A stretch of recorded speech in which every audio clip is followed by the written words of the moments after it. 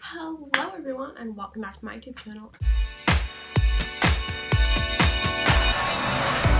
So today I'm bringing you guys a really special video. So if you guys don't know, Jenna Links is one of my all-time favorite authors, and her book The Savior Champion was my favorite book of 2018, and overall it's one of my favorite books of all time. And the companion novel, which is The Savior Sister, is coming out next month. Holy shit. So I'll put down below my review of TSS if you're interested, as well as all of the links to pre-order it and to enter the giveaway and to follow Jenna. All of the links will be listed down below, as well as all of the questions for this tag. So I wanted to be able to create a two-part tag where the first part would be for anyone who has like a booktube channel who wanted to do a fun tag, and then I wanted to have a second part where I could have an authortube version. So the authortube version will be coming your way next week, but for now I want to just like bring you guys the bookish version of it. So anyways, if you have an authortube channel, sit tight, but if you have a booktube channel, keep watching. So basically the way that this tag works is that there are a total of 29 questions. If you can guess why I picked 29 questions, you get a cookie. I don't know, but like if you can guess, I love you. And basically the idea is that you can answer as many questions as you'd like. The only rule is that you can't pick out the questions that you want to answer. You have to use some sort of random way to pick it. For me, I have a mug here that I actually won in a giveaway from Jenna a while ago. This says too many books, too few centuries, and I have Post-its with all of the different numbers. You could also use this method, or you could use a random number generator, you could use a bingo board, you could have people send in the different numbers, whatever you want to do. And just to keep this video short, I'm only going to be answering 10 questions, but you can answer as many as you would like. I'm going to go ahead and tag some people. I don't know who yet, so I'll put their names on the screen right here for you. And if you want to do this tag, please do it and make sure to tag me so I can see it. And if you don't have a booktube, feel free to post the answers on your blog, on Twitter, on Tumblr, on Instagram, what the fuck ever, do you. So without further ado, let's get into the tag. So I'm just gonna pull my first one out. I'm so excited. Okay, the number I got is number 14. Let's see what that one is. Rosebud, a character you don't like but still feel sorry for. For this, I'm going to be going with Beatrice Rose from the book Chasing Red. Now, this opinion might change because I'm planning on rereading it and actually reviewing it for my channel in the future, so stay tuned for that. But basically, I would say that Beatrice Rose is definitely a villain in both of the books, but you find out stuff about her past in this book that makes you feel sorry for her. So even though I hate her, I still kind of feel bad for her because her life sucks. But she's still a bitch. But yeah, so that's gonna be my answer for that one. Let's pick out our next one. Yay! Number 16. Alrighty, that is going to be Steamy Scenes, a book that writes steamy scenes well. I know a perfect one for this. So I pretty recently read The Lady's Guide to Celestial Mechanics for the Reading Rush for Nations? One of them. I read it for a recent readathon, and it was really good, and honestly the sex scenes were probably one of my favorite parts about the book. They were so steamy, they were so good. So if you're looking for a female historical fiction book, I would highly recommend this. At the moment, I think it's my favorite female romance I've ever read. It was just so well done, and it's just it's so good. Okay, time for draw number 3, question number 3, I don't know. 28. That is a change of pace.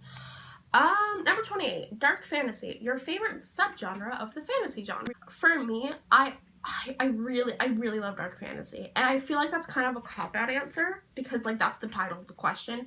Okay, but besides dark fantasy, I think my second favorite would probably be urban fantasy. So if you don't know, urban fantasy is basically just like a fantasy book that takes place in the modern world, but it has like fantasy elements.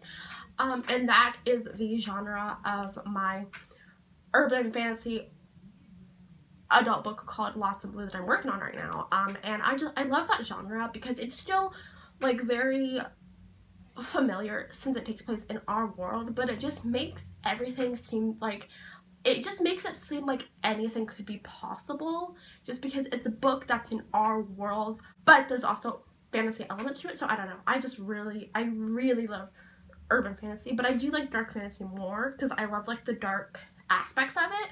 But I also feel weird saying dark fantasy because I titled this dark fantasy since TSS is a dark fantasy book. Anyways, next question. This one is number 22. Okay. Dagger, a book where an MC uses one weapon frequently throughout. I'm gonna kind of cop out of this because I don't know if this technically counts, but it's my text, so I do what I want. And then so for this, I'm going with The Brilliant Death by Amy Rose Capata. So as you can see, I'm not done with this book. I'm actually only like 40 pages in. But the MC has this magic where basically she can turn anyone into like this music box. And I feel like her magic should be considered a weapon because she's basically killing people. Like, if you think about it, they're never coming back. They're not alive.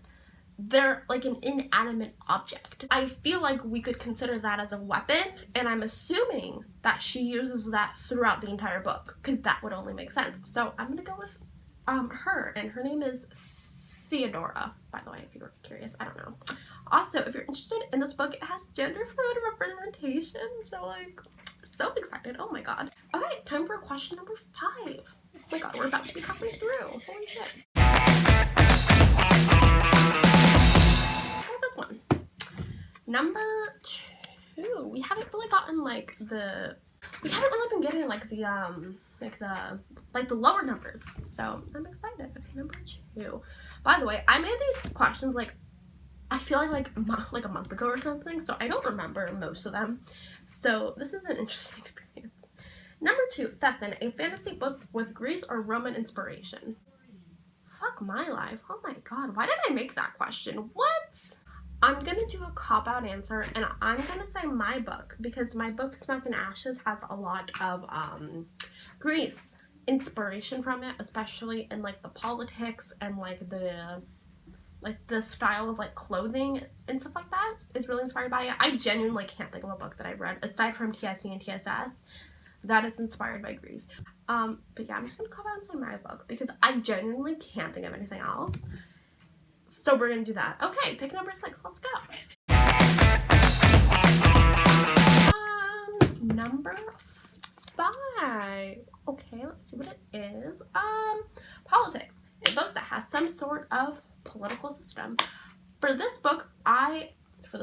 question, I don't know. For this one, I'm going to go ahead and go with Red, White, and Royal Blue by Casey McQuiston. This is one of my favorite books I've read so far this year. Follows this guy named Alex, who is the first son of the United States. So obviously there is the political system there. And basically it's about his romance with this guy named Henry, who is the Prince of Wales. It's so cute. That book has gotten me through a lot, and I appreciate it. Okay, let's move on. What is this? Number 8. This one is going to be 5-star read. What makes a book 5 stars for you? So my rating system is really interesting. And for me, 5-star reads are usually books that are really, really good. And like objectively, I think they're really good books, but there's also this other element to where it impacted me in some ways. Sometimes it's a book like Red, White, and Royal Blue where it gets me through a really hard time. Sometimes it's a book like Queer's War that makes me feel represented in fiction. And there are some 5 stars where they haven't necessarily impacted me, but I give it 5 stars because I think like that's what it deserves. So a great example of that is honestly TSC and TSS and Eve, all 3 of Jenna's books. On to our 8th draw. Number 20. We're going back to the bigger numbers. Cussing. A book that has a fuck ton of cussing in it. Oh my god. Of course I put in that question. For this question, I'm gonna go with Eve by Jenna Links. This is kind of a cop-out because I can't think of books that have a lot of cussing in them just because I cuss so fucking much, example A, that I don't really notice cussing in books. I'm just like, oh, that makes sense. But I do remember Eve having a good amount of cussing, so I'm just gonna say Eve. So it's a really good book. I would highly recommend it. It's a thick bitch, but it's really good, so you should read it. Yeah, that's what I'm gonna pick for this because I can't really think of anything else. So, hello. Okay, on to draw number 9, I think. I don't know why I thought wearing like not a wool, but like a really warm shirt in this weather was a good idea because it is not cold. I swear to God. Oh, I picked 2, but this was one that's on the top, so we'll go with this one. And that is number 19. Title Wordplay, a book that uses a title similar to the format of TSS. For this, I'm going to be using the Descendants series. We have The Isle of the Lost, Return to the Isle of the Lost, and Rise of the Isle of the Lost. This isn't like the exact same way that TSS is titled, but it's in a similar vein since all of them have the Isle of the Lost in them. It's just not at the start, but it's fine. Just go with it. In final draw, are you excited? I'm excited because it's really hot and I want to turn my fan back on. Kidding.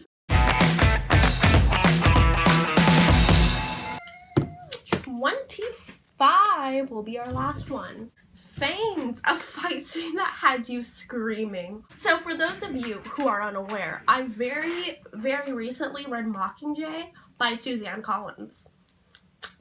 So, you want to know what fight scene had me screaming? You know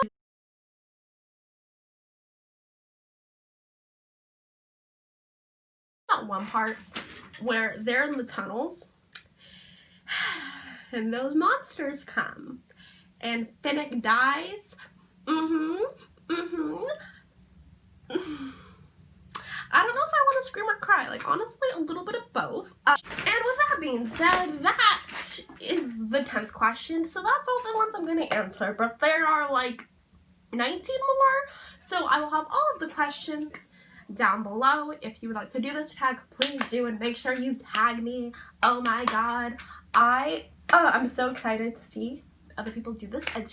I had such a fun time creating this tag, and I had an even funner time reading TSS, and I can't wait for it to launch so that more people can read it, so that I can gush about it with more people because it's just so good. Okay, that's all I've got for you guys today. I hope you enjoyed today's video, and if you did, please give it a big thumbs up and hit that big red subscribe button down below and turn on those post notifications so that you know every time that I upload. And I will see you in my next video. Bye!